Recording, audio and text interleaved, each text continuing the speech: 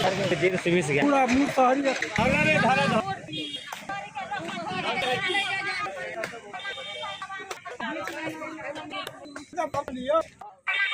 रात में भयंकर तूफान आने के कारण देखिए ट्रक किस प्रकार से सड़क किनारे लुढ़क गया है। देखिए ट्रक किस प्रकार से नीचे गिरा हुआ है। बता दें कि ये जो जगह आप देख रहे हैं मधुबनी पेरा चौक से थोड़ा आगे यानी रामपट्टी जाने वाली रूट में है और यहीं पर ये घटना घटी है।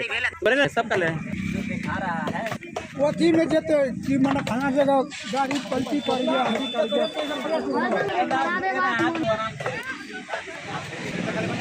भाई सर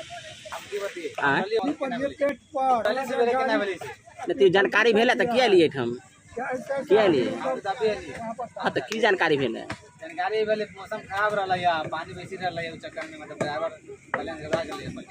पलटी खा गेलै तो बैलेंस जखन गड़बड़ेले तक तो बारिश रहले ना सामने से गाड़ी रहले लाइट मारले ना पर अच्छा बैलेंस गड़ा के बाद एक गाछ में जैसे गाछ के टेले जैसे टकरेलिए गाछ पहले से वो गाछ बैलेंस गिरल रहा अच्छा ई गाछ में लग रहा है अच्छा ई आम कत से आबै छलिए कलकत्ता से जेते कत